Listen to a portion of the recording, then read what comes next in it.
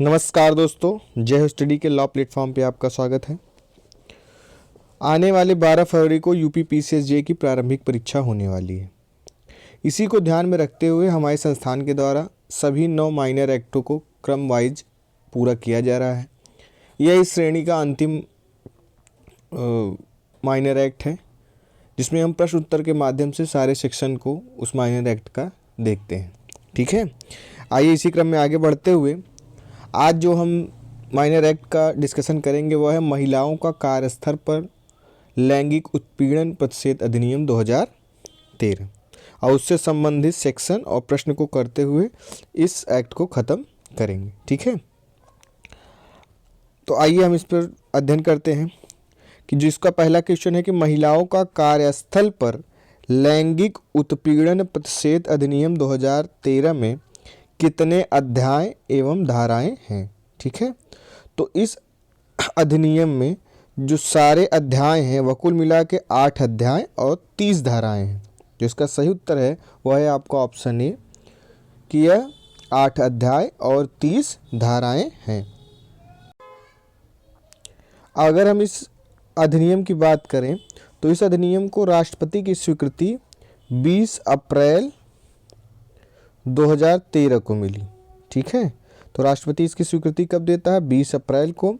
और यह प्रवृत्त कब होती है? यह होती है आपकी 9 दिसंबर 2013। ठीक है, ये डेट जरूर याद रखिएगा। ठीक है, आइए अगला प्रश्न देखते हैं कि महिलाओं का कार्यस्थल पर लैंगिक उत्पीड़न प्रतिषेध अधिनियम 2013 का विस्तार है।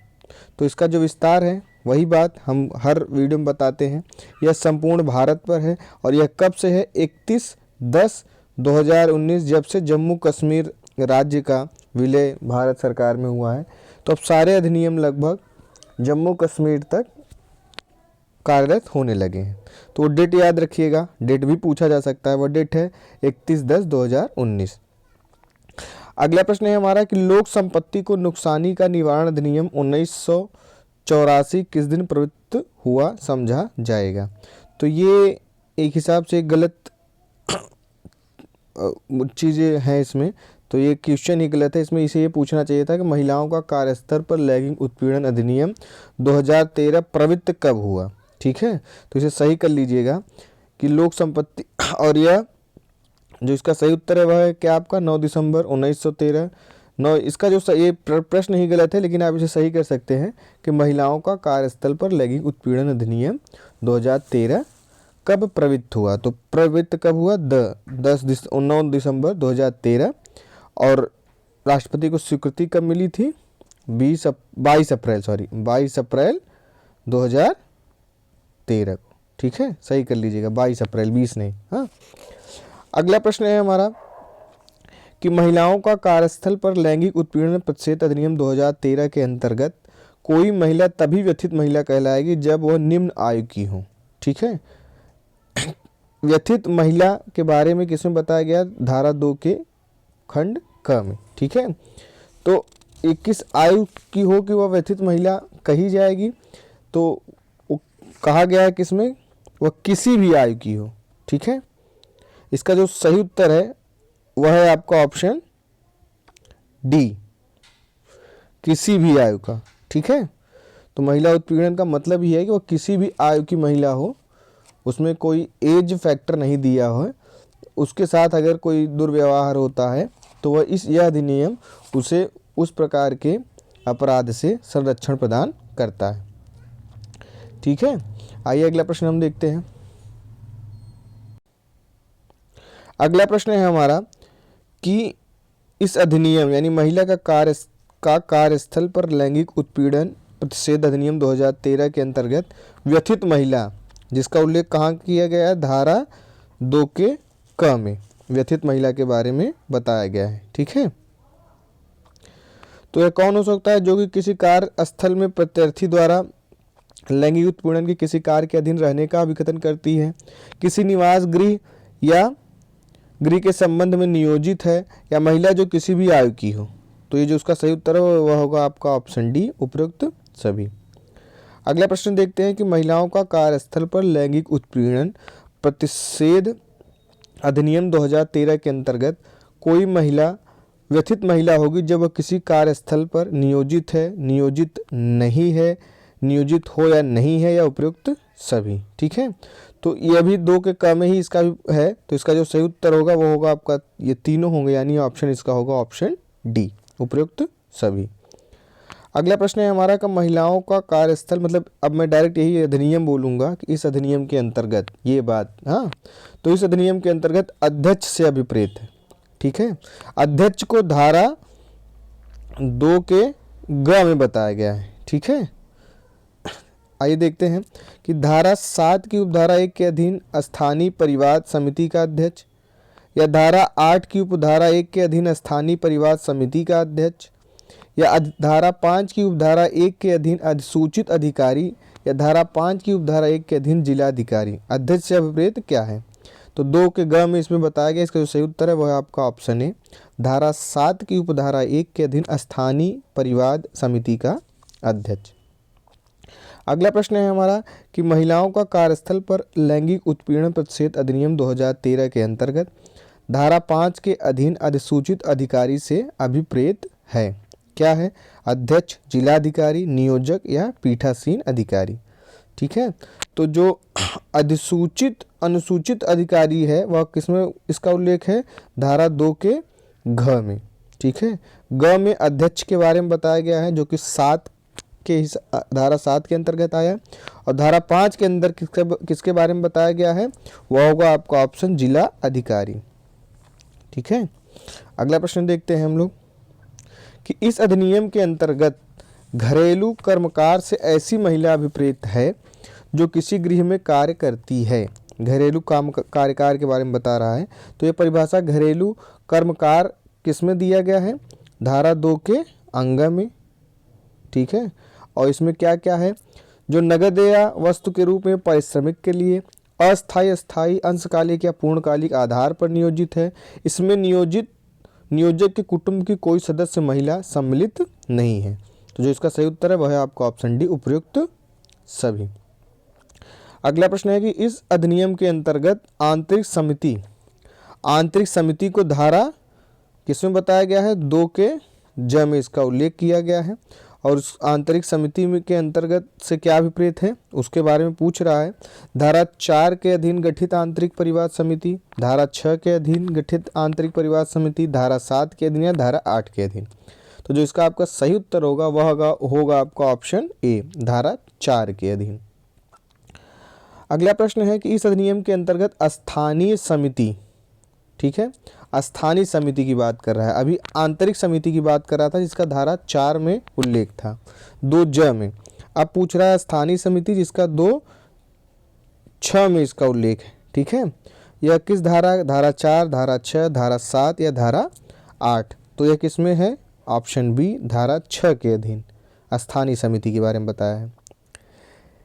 इस अधिनियम के अंतर्गत सदस्य से अभिप्रेत है, यानी इस अधिनियम में सदस्य कौन है? आंतरिक समिति का सदस्य, स्थानीय समिति का सदस्य, उपरोक्त दोनों या उपरोक्त में से कोई नहीं। तो जो इसका सही उत्तर होगा वह होगा आपका उपरोक्त दोनों। आंतरिक समिति के बारे में हमने देखा किसमें है? धारा 4 में, और स्थानीय समिति को हमने किसमें देखा? धारा 6 में। ठीक है, अगला प्रश्न है हमारा कि इस अधिनियम के अंतर्गत धारा 4 की उपधारा 2 के अधीन नाम निर्दिष्ट किया गया आंतरिक परिवाद समिति का पीठासीन अधिकारी। जो धारा 4 में आंतरिक परिवाद समिति थी उसका पीठासीन अधिकारी कौन होगा? अध्यक्ष होगा, जिलाधिकारी होगा, नियोजक होगा या पीठासीन अधिकारी। तो जो इसका सही उत्तर है वह है आपका ऑप्शन डी, पीठासीन अधिकारी। अगला प्रश्न है हमारा कि इस अधिनियम के अंतर्गत जिसके विरुद्ध व्यथित महिला ने धारा 9 के अधीन कोई परिवाद किया है से अभिप्रेत है? पीड़ित महिला, अपराधी, प्रत्यर्थी या परिवादी। ठीक है, तो जो इसमें आपका सही उत्तर है वह है आपका ऑप्शन सी, प्रत्यर्थी। ठीक है, जिसे 2 के ड में इसकी परिभाषा दी गई है। अगला प्रश्न है हमारा कि इस अधिनियम के अंतर्गत लैंगिक उत्पीड़न में एक या अधिक निंदनीय कार्य सम्मिलित है। शारीरिक संपर्क और फायदा उठाना, लैंगिक पक्षपात की मांग या अनुरोध या लैंगिक अर्थ वाली टिप्पणियाँ, अश्लील साहित्य दिखाना या लैंगिक प्रकृति का निंदनीय शारीरिक या गैर शाब्दिक आचरण करना या उपरोक्त सभी। इसमें जो आपका सही उत्तर है वह है आपका ऑप्शन डी। आईपीसी की धारा 354 का क इस प्रकार से किसी भी प्रकार का उत्पीड़न करने के लिए दंड का प्रावधान करता है। उसमें कई क्लॉज हैं, उसमें लगभग ये सभी क्लॉज आते हैं। ठीक है, तो जो इसका सही उत्तर होगा लैंगिक उत्पीड़न का वो ऑप्शन डी।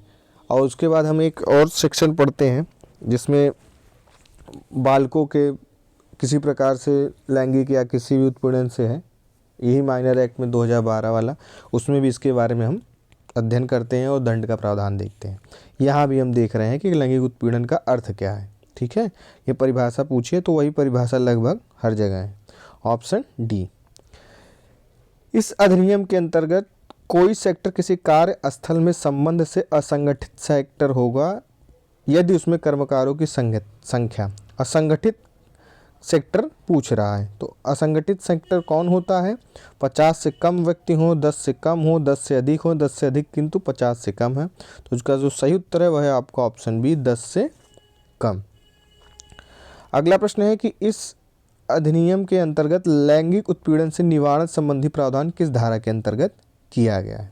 ठीक है, तो यह धारा 3 में इसका उल्लेख है कि लैंगिक उत्पीड़न के निवारण संबंधित प्रावधान धारा 3 में किया गया है। ठीक है, धारा 2 के अंदर, यही ऑप्शन सी धारा 3 के अंतर्गत।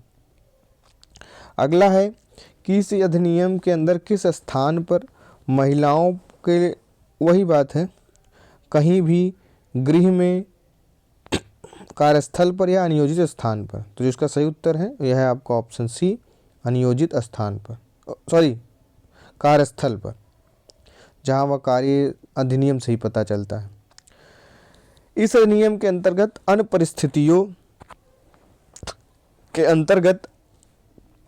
परिस्थितियों के साथ भी लैंगिक उत्पीड़न के किसी कार्य या आचरण के संबंध पे उत्पन्न होने वाली निम्न परिस्थितियों को भी लैंगिक उत्पीड़न माना जाएगा।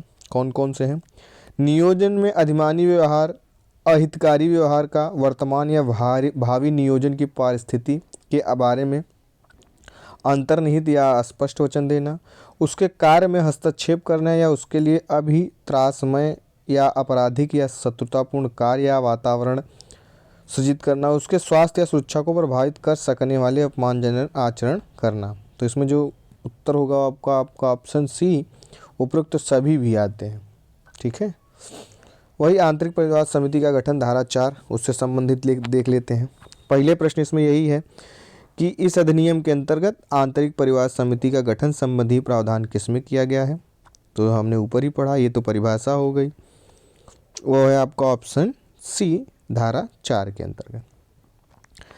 इस अधिनियम के अंतर्गत किसी कार्यस्थल में लिखित आदेश द्वारा आंतरिक परिवाद समिति नामक समिति का गठन करेगा जिलाधिकारी, अध्यक्ष, नियोजक या सचिव। ठीक है, तो धारा 4 में क्या बताया गया है कि इसकी जो है वो ऑप्शन सी, नियोजक, इसके बारे में प्रावधान करेगा।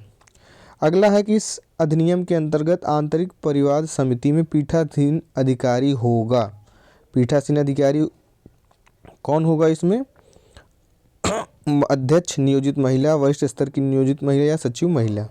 तो इसका जो सही उत्तर है वह है आपका ऑप्शन सी, वरिष्ठ स्तर की नियोजित महिला। ठीक है, अगला प्रश्न है हमारा कि इस अधिनियम के अंतर्गत आंतरिक परिवार समिति में महिलाओं की समस्या के प्रति अधिमानी रूप से प्रतिबद्ध या समाज सुधार का अनुभव या विधिक ज्ञान रखने वाले कितने कर्मचारी सदस्य होंगे? ठीक है, वह है कम से कम 1, 2 से अन्यून, कम से कम आधे या 10 से कम। तो जो इसका सही उत्तर है वह है आपका ऑप्शन बी, 2 से अन्यून, 2 से कम नहीं होनी चाहिए। धारा 4 में ही सारी बातें बताई गई हैं। इस अधिनियम के अंतर्गत समिति में एक सदस्य जो महिलाओं की समस्या के प्रति प्रतिबद्ध है या लैंगिक उत्पीड़न से संबंधित मुद्दों से परिचित है, किस क्षेत्र से होगा? सरकारी क्षेत्र, गैर सरकारी क्षेत्र या असंगठित क्षेत्र या संगठित क्षेत्र। ठीक है, जो इसका आपका सही उत्तर है वो होगा आपका ऑप्शन बी, गैर सरकारी संगठनों या संगमों से।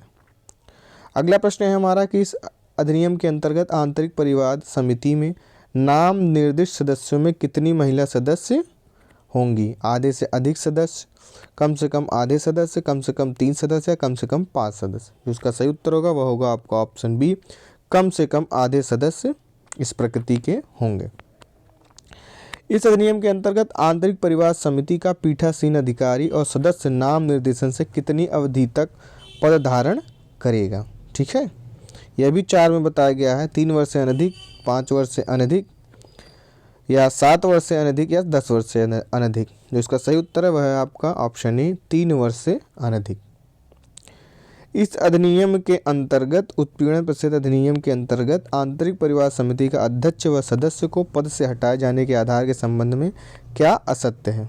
वह धारा 14 के उपबंधों का उल्लंघन करता है, या किसी अपराध का सिद्ध दोष है, जांच लंबित है, अनुशासित कार्रवाई में दोषी है, या जांच लंबित है, अपनी हैसियत का दुरुपयोग किया है जिससे उसका पद रहना लोकहित के प्रतिकूल है। यह किसमें बताया गया, धारा 14 में। ठीक है, यह क्या बताता है कि मिथ्या द्वेषपूर्ण परिवार और मिथ्या साक्ष्य के लिए दंड के बारे में धारा 14 बताता है। ठीक है,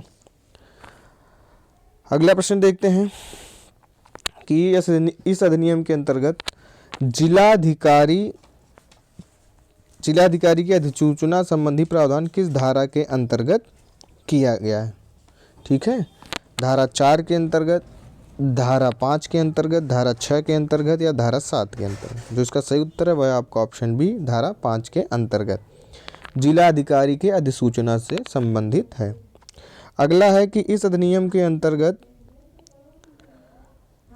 शक्तियों का प्रयोग करने हेतु कौन जिलाधिकारी के रूप में अधिसूचना जारी करेगा।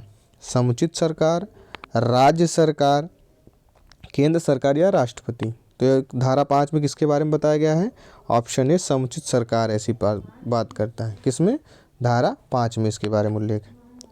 इस अधिनियम के अंतर्गत समुचित सरकार किसे जिला अधिकारी के रूप में अधिसूचित करेगी। जिला मजिस्ट्रेट या अपर जिला मजिस्ट्रेट, कलेक्ट्रेट, उप कलेक्ट्रेट, या उपरोक्त में से कोई भी। तो इसका जो सही उत्तर है वह है आपका ऑप्शन डी, उपरोक्त में से कोई भी। अगला प्रश्न है हमारा कि इस अधिनियम के अंतर्गत स्थानीय समिति का गठन और उसकी अधिकारिता संबंधी प्रावधान किस धारा के अंदर किया गया है। धारा 4, धारा 5, धारा 6 और धारा 7।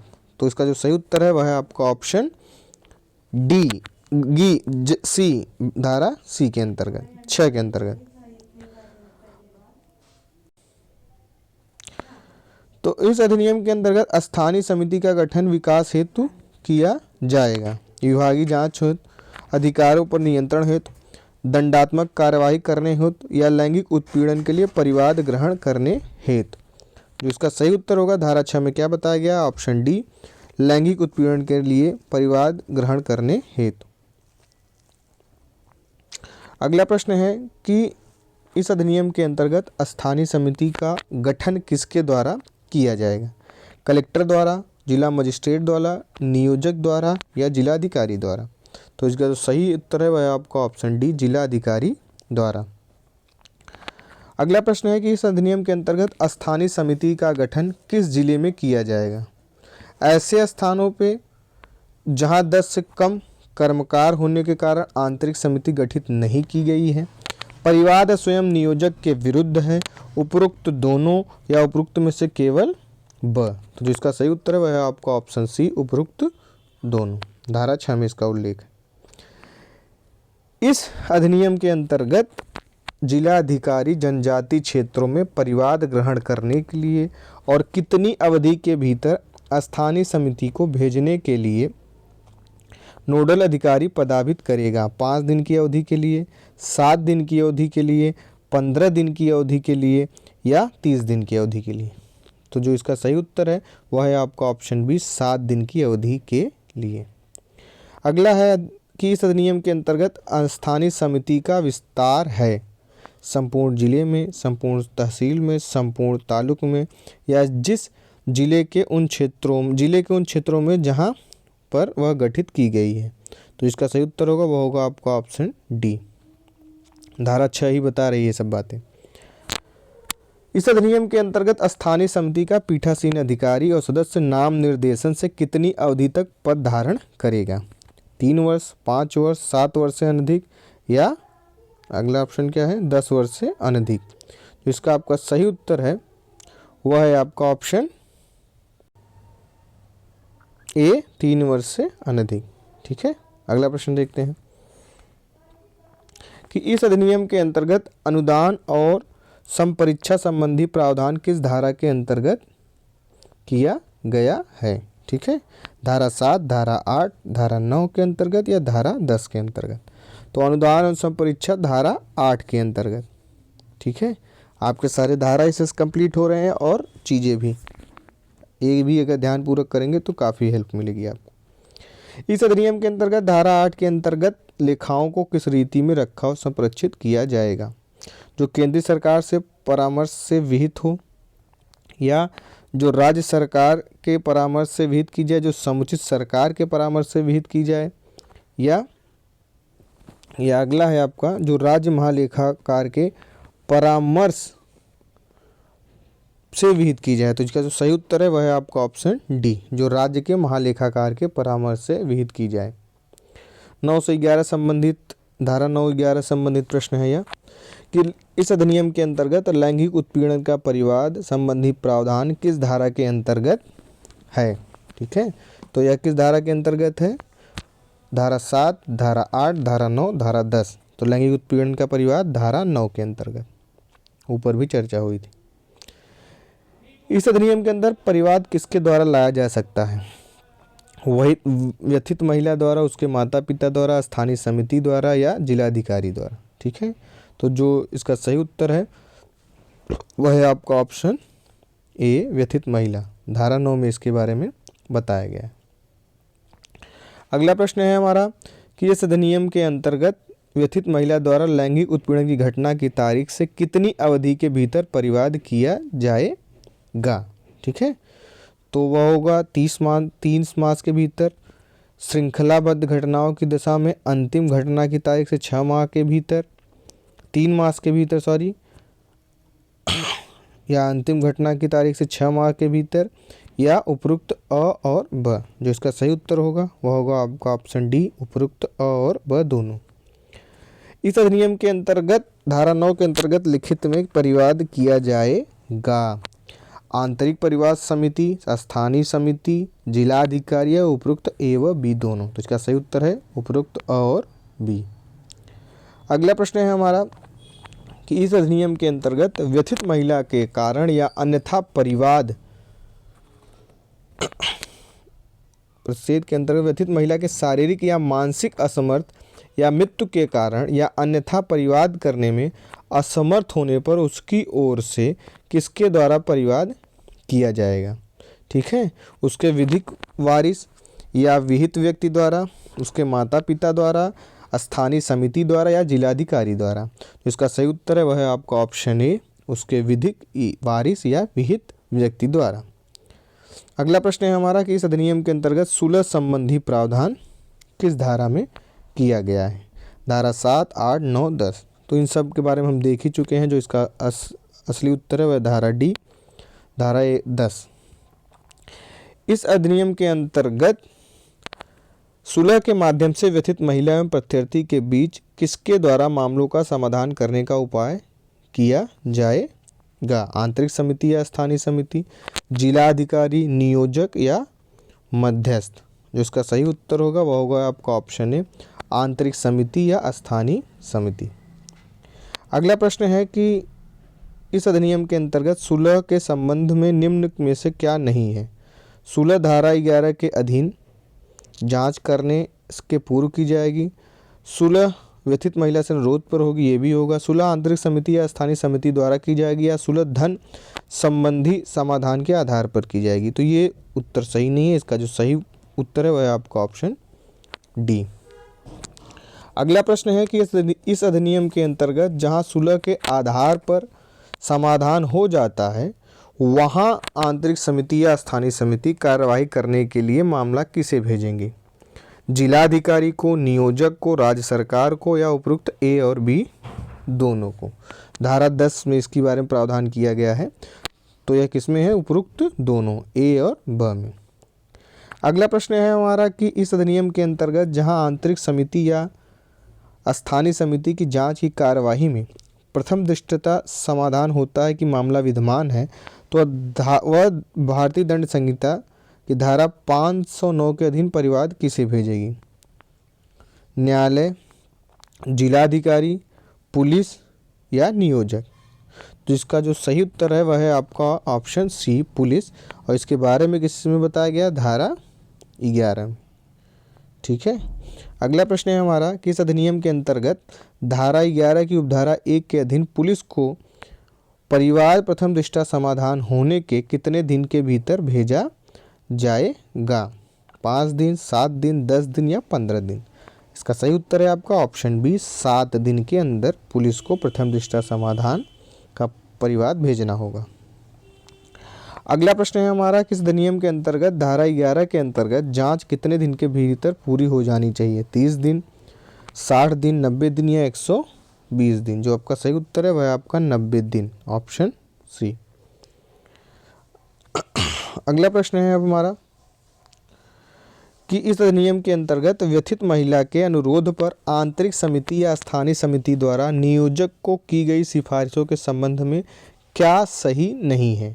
व्यथित महिला या प्रत्यार्थी का किसी अन्य कार्यस्थल पर स्थानांतरण, व्यथित महिला का किसी अन्य कार्य क्षेत्र में स्थानांतरण, व्यथित महिला को 3 मास की अवधि की तक छुट्टी मंजूर करना है, व्यथित महिला को ऐसी अन्य राहतें जो विहित की जाए। तो इसका जो सही उत्तर है, जो इसमें सही नहीं है पूछ रहा है, तो वह है आपका ऑप्शन बी कि महिला किसी अन्य कार्य क्षेत्र में स्थानांतरण। अगला है कि इस अधिनियम के अंतर्गत जांच पूरी होने पर आंतरिक समिति या स्थानीय समिति अपने निष्कर्ष की एक रिपोर्ट किसे उपलब्ध कराएगी? किसे उपलब्ध कराएगी? नियोजक या जिलाधिकारी को, रिपोर्ट या संबंधी पक्षकार को, न्यायालय को या उपरोक्त और ब दोनों को? जो इसका सही उत्तर होगा वह होगा आपका ऑप्शन डी, उपरोक्त और ब दोनों, यानी नियोजक या जिलाधिकारी या रिपोर्ट से संबंधित पक्षकार को। अगला प्रश्न है कि इस अधिनियम के अंतर्गत जांच रिपोर्ट कितने दिन के भीतर उपलब्ध कराई जाएगी? जांच रिपोर्ट किसमें बताई गई है? धारा 13 में। ये धारा 13 की ही बात हो रही है। 10 दिन, 20 दिन, 30 दिन या 60 दिन? जो इसका सही उत्तर है वह है आपका ऑप्शन है 10 दिन। अगला प्रश्न है हमारा कि इस अधिनियम के अंतर्गत नियोजक या जिलाधिकारी सिफारिश की प्राप्ति के कितने दिन के भीतर उस पर कार्यवाही करेंगे? यानी जो जिलाधिकारी को सिफारिश की जाएगी वह इतने दिनों के अंदर कार्यवाही करेगा। कब? 30 दिन, 60 दिन, 3 माह या 6 माह? जो इसका सही उत्तर है वह है आपका ऑप्शन बी, 60 दिन के अंदर जिलाधिकारी महोदय इस पर कार्यवाही करेंगे। इस अधिनियम के अंतर्गत मिथ्या द्वेषपूर्ण और मिथ्या साक्ष्य के लिए दंड संबंधी प्रावधान धारा के अंतर्गत है। किस धारा के अंतर्गत है? ऑप्शन है आपके 14, 15, 16, 6 या 17। इसका जो सही उत्तर है वह है आपका ऑप्शन है धारा 14 के अंतर्गत।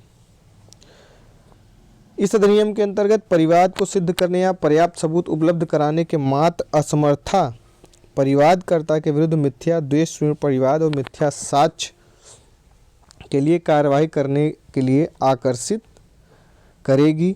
ऑप्शन ए हाँ, ऑप्शन बी नहीं, ऑप्शन सी जिलाधिकारी के विवेक पर निर्भर या अंततः सही है। ये इसका जो सही उत्तर है वह आपका ऑप्शन बी नहीं। अगला प्रश्न है हमारा कि इस अधिनियम के अंतर्गत किसी कार्यवाही की सिफारिश किए जाने से पूर्व विहित प्रक्रिया के अनुसार कार्यवाही किए जाने के पश्चात किसके द्वारा द्वेषपूर्ण आशय सिद्ध किया जाएगा? नियोजक के द्वारा, जिलाधिकारी के द्वारा, परिवादकर्ता के द्वारा या विधिक व्यक्ति द्वारा? तो यह सिद्ध किया जाता है जो परिवादकर्ता, यानी परिवादकर्ता के द्वारा, ऑप्शन सी। इस अधिनियम की धारा 15 के अंतर्गत प्रतिकर का अवधारणा किसके द्वारा किया जाएगा? आंतरिक समिति या स्थानीय समिति, नियोजक, जिलाधिकारी या उपयुक्त सभी? यह धारा 15 में इसके बारे में बताया गया है और इसका जो सही उत्तर होगा वह होगा आपका ऑप्शन ए, आंतरिक समिति या स्थानीय समिति। अगला प्रश्न है हमारा कि धारा 15 के अंतर्गत प्रतिकर का अवधारणा करने में किन बातों को ध्यान में रखा जाएगा? व्यथित महिला को पहुंचाए गए मानसिक आधार, पीड़ा, यातनाओं, भावनात्मक कष्ट, वृत्ति के अवसर की हानि, या पीड़ित द्वारा शारीरिक या मानसिक चिकित्सीय उपचार में उपभोगत व्यक्ति एवं प्रथित आय और वित्तीय परिस्थिति, एकमुश्त या किस्तों में संदाय या उपयुक्त सभी? जो इसका ऑप्शन होगा वो होगा आपका ऑप्शन डी, उपयुक्त सभी। अगला प्रश्न है हमारा कि इस अधिनियम के अंतर्गत परिवाद की अंतर वस्तुओं और जांच कार्रवाइयों के प्रकाशन को सार्वजनिक करने के लिए शास्ति संबंधी उपबंध किए जाते हैं किस धारा के अंतर्गत? धारा 16, 17, 18 या 19। जो इसका सही ऑप्शन है वह आपका ऑप्शन बी धारा 17 के अंतर्गत। इस अधिनियम के अंतर्गत अपील संबंधी उपबंध किस धारा में किया गया है? धारा 16, 17, 18 या 19। जो इसका ऑप्शन सही है अपील किस में है? तो है आपका ऑप्शन सी धारा 18 के अंतर्गत अपील के बारे में बताया गया है। धारा के 18 के अंतर्गत व्यथित व्यक्ति द्वारा अपील कहाँ की जाएगी? सेवा नियमों के अनुसार न्यायालय या अधिकरण को, सेवा नियम में विद्यमान न होने पर ऐसी रीति में जो विहित की जाए सेशन न्यायालय को या उपयुक्त ए और बी को। तो जो अपील की जाएगी वह दोनों को, उपयुक्त ए और बी दोनों को।